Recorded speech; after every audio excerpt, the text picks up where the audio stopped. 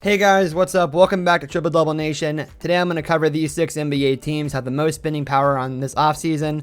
Let's get into the video. As the dust settles on an extremely busy NBA trade deadline, it's time to look ahead to the offseason, which franchises will have the most spending power, be it via cap room exceptions or even trade assets.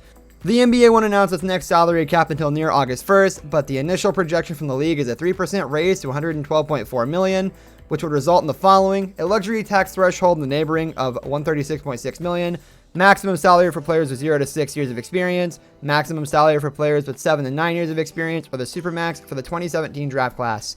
Unlike the NFL, the AB has a soft cap, no hard spending limit, but the league has a few triggers that will lock in a spending freeze at a projected $143 million.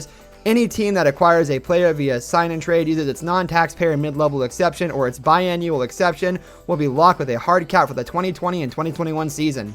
With all that under consideration, which franchise will hit the offseason with the biggest war chest?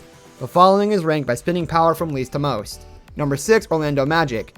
The Orlando Magic were bold at the trade deadline, dealing with several of their best players in Nikola Vucevic, Aaron Gordon, and Evan Fournier. The team is rebuilding, which will certainly extend into this offseason. Terrence Ross is left for the next go. It's unclear how invested the Magic are in Gary Harris, who came over from the Nuggets for Gordon. Orlando could end up with significant cap room, but the team might use it strategically instead of in free agency. In trading Fournier, the Magic generated a $17.2 million trade exception, which could help keep the team over the salary cap if it prefers. Orlando would otherwise need to renounce the exception.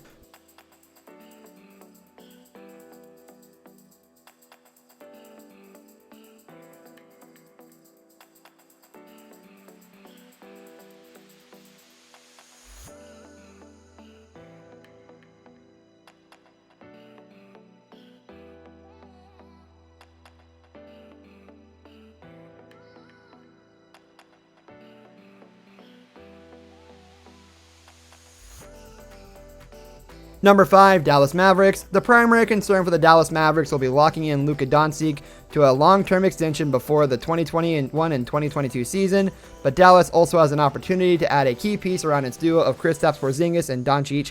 That's assuming the team keeps Porzingis, as Bleacher Report's Jake Fisher reported before the deadline that Dallas was quietly gauging his trade value. The Mavericks project to reach about $35 million in cap space, although that's assuming Josh Richardson opts out of the final year of his deal. If not, that number would reach roughly $24 million. Look for significant changes in Dallas this offseason.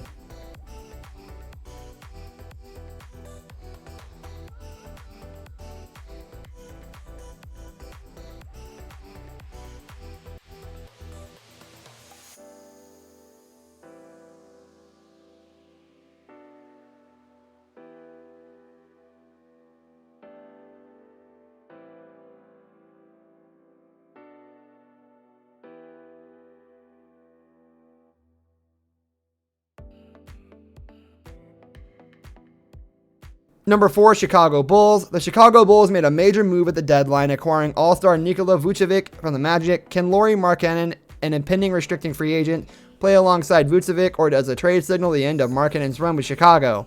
If so, and if Al-Farouq Aminu opts out, Chicago can look to go under the salary cap. Both Thaddeus Young and Thomas Satoransky have small guarantees in their contracts and could be waived to help the Bulls maximize their space to $37 million.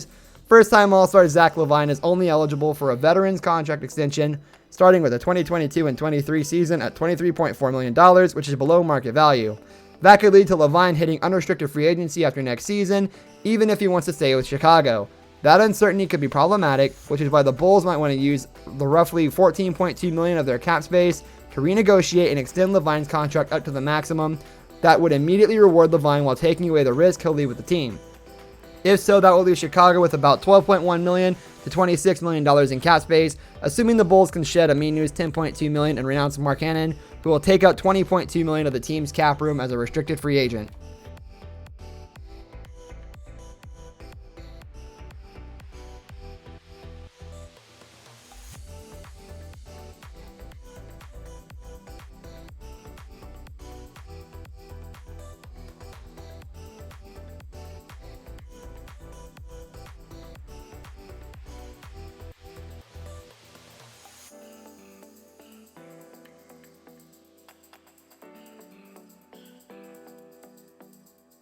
Number 3, San Antonio Spurs. The San Antonio Spurs moved on from LaMarcus Aldridge via buyout. Is DeMar DeRozan next, or will he resign? Unsigned, DeRozan will take up about $39.3 million of the Spurs cap space. Rudy Gay is right behind him at $21.8 million.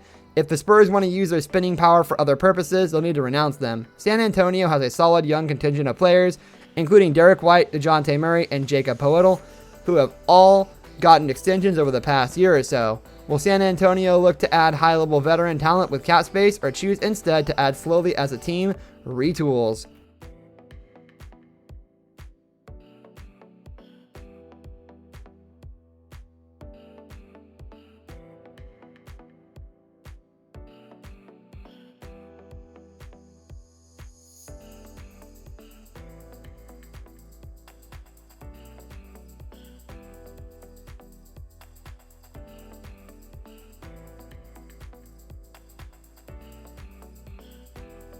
Number 2, New York Knicks. One of the New York Knicks' easiest decisions will be locking on Julius Randle's final year at $19.8 million, which is currently only $4 million guaranteed.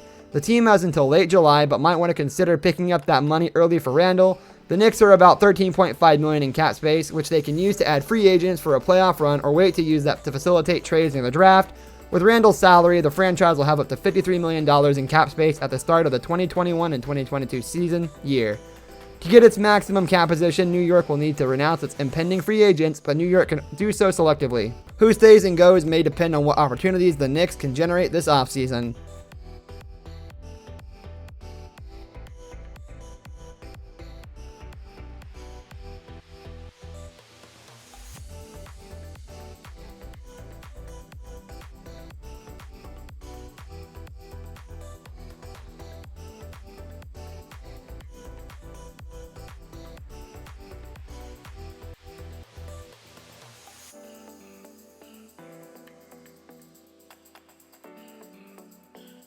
Number 1, Oklahoma City Thunder.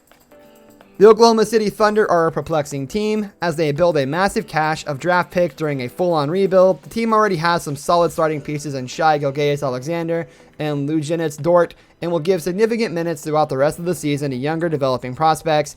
In the offseason, Oklahoma City could easily drop under the salary cap to reach roughly $55 million in space, but may be better suited to operate above the cap with its several large trade exceptions, including one for Steven Adams at $27.5 million. Gilgeous-Alexander is eligible for the extension before the start of the 2021 season, and the team may choose to reward him with a sizable contract. The other option is to let him hit restricted free agency in the summer of 2022.